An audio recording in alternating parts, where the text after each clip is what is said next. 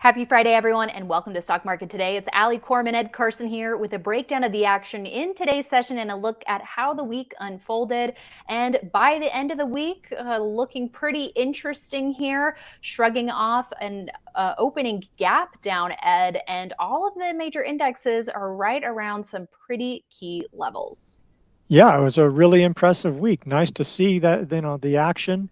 I think Friday, while it wasn't the biggest move, was one of the more impressive days. I want to take a look at Wendy's, Quanta Services, and Celsius, three stocks that are in buy areas now. Okay, we'll take a look at those stocks, but first let's analyze the major indexes. Kicking things off with a look at the S&P 500, which has closed above its 200-day line and just shy of the 4,000 mark there. So right at a round number, right at the 200-day line. And if we go to a weekly chart here, looks like we are on the cusp of clearing a declining tops trend line that goes all the way back to those all-time highs, Ed. Yeah, and it was an impressive week, impressive day. Like we had the automakers tumble on Tesla not so much, but some other ones, and then some airlines had trouble earlier in the day. There was health insurance. So there's a lot of reason to be. It was impressive that it managed to move higher here. Yeah, just like a quick look. So there's Delta, big gap down early on its earnings, closing well off lows. UNH maybe not so much, but also JP Morgan banks staged some pretty big upside reversals today after earnings. Yeah, and so basically we have the S&P getting above the 200-day line. Now, it's not a decisive break of the 200-day line. You sort of have to look at it, like, are we sure? Did we get above that? Well, we did. And so it's nice to be on that line. Obviously, this is in a place where we've stalled either just before or just above. So you want to get above this later, area decisively, get above the December highs, honestly, which is another 100 points essentially. And that would be maybe a really big sign. All the major indexes have the December highs to get to. The NASDAQ has a fair amount of work to do to get to there. But this was really encouraging. The NASDAQ just a week or so ago, well, maybe not on Friday, but just before last Friday, was really not far from bear market lows. I mean, it was, so it staged a rebound, gotten above the 50-day line, back above 11,000. We'll take a look at a few growth ETFs later, and they're showing a little bit of signs of life. That is good. And we can also take a look at the Dow as well as the Russell 2000 small caps and mid caps. So the Dow getting back above 34,000 this week. It's above its high from this is back in August, but I think you're right, Ed. If we can get above those December highs, we've made higher lows now. Now we need to make higher highs. And that would really bode well for this uptrend, in addition to that coinciding with getting above this 200-day line, which has really been a big hurdle and a big blocker for the market. Yeah, and the Russell and the mid cap look very similar to the Dow, above all their moving averages, just with the December highs sort of to get to. Well, and I will say one thing is that we were sort of expecting a pullback, so it was really nice to see that we actually powered higher despite all the negative headlines, despite the 200-day line. But you still have to watch out for that. Now, maybe we're finally transitioning. Maybe we'll finally have what Chris Gessel says is a dignified rally, where we don't have these, herky-jerky kind of moves that lure investors in and then get knocked out. But we'll have to see. You still want to be careful with that. Right. And this was another signal we were contending with, was being in an overbought area. But I guess just like in the depths of a bear market, you can be oversold and get more oversold. I guess when things are looking really promising, they can look overbought and get more overbought as we start really seeing, or could see, as we've seen in past market cycles, some really fuel to the fire off of the bottom. We don't know if it's going to happen yet, but we are looking like we are at a critical juncture. And let's also take a look at the 10-year Treasury yield this week, up a little bit, right around that 3.5% mark. But if you look at this on a weekly chart, seeing it come off 2 weeks in a row. Yeah, and so that's been a positive for stocks. The link isn't as close as it had been because No, the yield is a little bit of concern about recession risks, which market doesn't want to see, but still positive. And another factor is that this trend down has also really hit the dollar, which, Mhm. and there's other factors like just strengthening maybe China and Europe. And so that's other factors in there, but that's really helped stocks, is seeing that come down like that. And now let's take a look at some sector ETFs. Energy. Here's XLE with a fractional gain on Friday, up 4 days in a row. For the week, up 2.7%. And this is also its fifth week up in a row, getting it back above that 10-week line, maybe even arguably a trend line break within the base here. The only difference, though, or one of the key differences, though, between this and that a powerful move that we saw to kick off 2022 is that we did not get above average volume this week No, here. no, that's been an issue for the energy rebound. I mean, it's Mhm. actually impressive that they've rallied at all at times, though oil prices have been moving up, natural gas tumbling, but you're seeing drillers and oil services firms do really well, and some of the integrated firms, which dominate XLE, Mhm. but some of the pure producers are still struggling, and natural gas producers are really not having a good time. Yeah. And let's also take a look at XLI. We've been talking about industrial stocks a lot lately, especially in the last quarter of the year. It looking a lot like the Dow as well, off just fractionally on Friday, closing off lows with another gain this week, up 1.5%, up 2 weeks in a row. So this still is looking like a pretty interesting setup here. What is your take on what we're seeing in industrials? Yeah, I mean, this is where the strength, and it's also really reflective that the markets are betting on a stronger economy. Yeah, maybe some infrastructure as well. It's our A1 story is about Caterpillar and some of those machinery related stocks. So I would definitely suggest people take a look at that. And, a lot of them look extended now, at least from the 50-day line. It's possible you could still try to play that sector through an XLI as a way to get involved in that.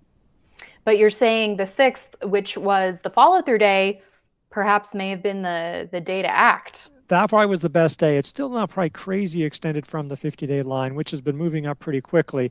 It may be a little safer than individual stocks, but yeah, that would have been the best day. But it was hard to know Yeah. how bold did you want to be on that day. Yeah. Exactly. And now let's take a look at XME, the metals and mining ETF. A big week for these stocks on a weekly basis, up over 6% and clearing a lot of resistance here in this base ed. Yeah, I mean, commodity prices up really sharply. Copper and other metals really strong. Steel stocks very strong. Mm-hmm. There's CPER and SLX while we're at it. And let's take a look at SMH. How did chip stocks fare this week? Pretty well, I'd say. Up almost 7%, up 2 weeks in a row, getting back above that 200-day line and a little bit more room between where it's at and the 200-day line versus what we're seeing for the S&P. Yeah, wasn't a lot of volume here on some of these days. Some day, it was mixed. Taiwan Semi had a strong week, even though it had mixed results, honestly, and guidance. So that getting above there, that's the biggest component, I believe, in SMH. So, this is sort of leading. This is a positive sign for the rally. And while there's not too many that are in buy range, this is still again Mm-hmm. a positive. And other growth areas are strong too, are strengthening. Let's put it that way. Right. And some names underneath the surface really took off this week. One that Yeah. comes to mind for Oh, me that one. would be AEHR. Had a really strong week coinciding with its earnings report. I guess it really started on Friday, didn't it? Yep. That also made its initial move there on that follow through day. Okay. And we've got to take a look at ARKK. How are the more speculative growth stocks doing, the beaten down names this week, also participating in a pretty big way here at up almost 15%. Can we now safely call a bottom for ARK? Oh, I don't know about safely when you got something like this, but you could probably say that, a trend line from several months ago or even almost a year ago, it's a steep trend line. But we're just saying it that it's above the 10-week line. It's getting above there. Still plenty to do, but it's just signs that growth are there. It may be a while before some of these Mm-hmm. names come into play, but For sure. it's still nice to see this. Agreed. Yeah, a lot of work to do here. A lot of work. Okay, and now let's take a look at some individual names a little closer, like Wendy's, WEN. A pretty big upside reversal here for the eatery, up 6%. Strong volume behind this move, right at a key moving average and clearing a trend line. What's not to like, Ed? Yeah, a big outside day, and it was on news. It was strong sales growth. Just it looks like the third straight quarter of accelerating sales growth. The dividend doubled, $500 million buyback, which is for a company that's only $4.9 billion. 500 million is a lot to buy back, actually. So you have to keep that in mind. It's had a long stretch of going sideways, but some pretty decent growth here. And it was just a really powerful move, to stand apart today.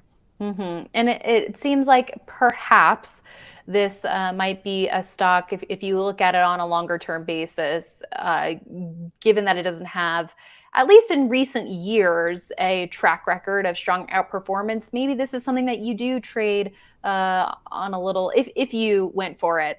On a shorter term basis, maybe you go for a 10, 15, 20% gain versus really try to ride it out for a huge move. But what do you think, Ed?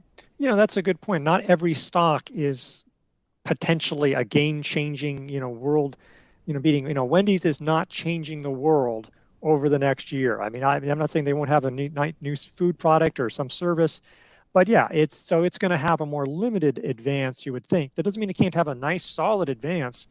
But yes, I think that's definitely, you have to have some kind of perspective when you're buying stocks, what might be more realistic. Yeah, and just something to think about as you're looking to take profits here if it can continue this move. Okay, and let's now take a look at PWR. Also, when I mentioned Wendy's was Friday stock of the day, so you can check out more at investors.com on that. PWR in the heavy construction group. Also, want to note the action here. A strong day on Thursday, up 5%.